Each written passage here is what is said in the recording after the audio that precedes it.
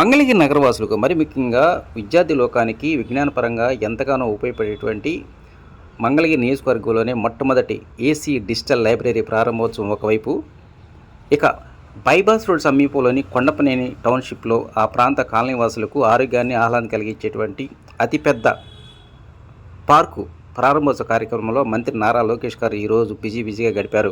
సరిగ్గా 11 గంటలకు ప్రారంభమైనటువంటి ఆయన యొక్క పర్యటన నగరంలో వివిధ చోట్ల ప్రారంభోత్సవాలు విగ్రహావిష్కరణలతో బిజీగా గడిపారు.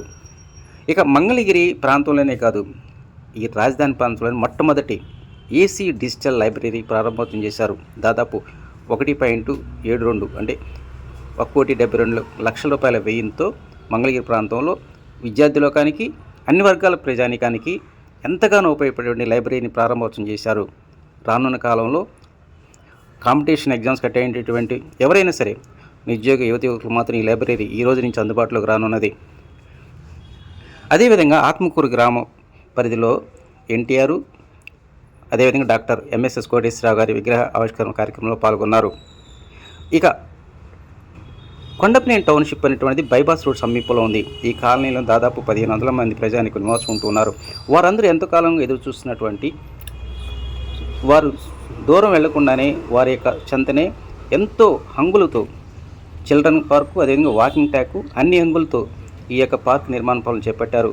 దాదాపు 1,25,00,000 రూపాయలతో మంగళగిరి తాడేపల్లి మున్సిపల్ కార్పొరేషన్ ఈ పార్క్ నిర్మాణ పనులు చేపట్టింది. మంగళగిరి బైపాస్ రోడ్డుకు తూర్పు వైపు ఉన్నటువంటి అనేక అపార్ట్మెంట్లో ఇప్పటికే స్థానిక ప్రజానీకంతో పాటు ఇతర ప్రాంతాల నుంచి వచ్చేటువంటి అనేక మంది ఉద్యోగస్తులు అక్కడ నివాసం ఉంటున్నారు. వాస్తవానికి వారందరికీ ఇప్పుడు ఉదయం పూట కావచ్చు, సాయంత్రం పూట కావచ్చు, వాకింగ్ చేయడానికి సరైనటువంటి పార్కులు అందుబాటులో లేవు. కానీ ఈరోజు మంత్రి నారా లోకేష్ గారి చేతుల మీదుగా దాదాపు 65 సెంట్ల విస్తరణలో ఈ పార్కు నిర్మాణం పూర్తి కావడంతోనే ఈ ప్రాంత ప్రజానీకం మాత్రం ఎంతో ఆనందం వ్యక్తం చేస్తూ ఉన్నారు.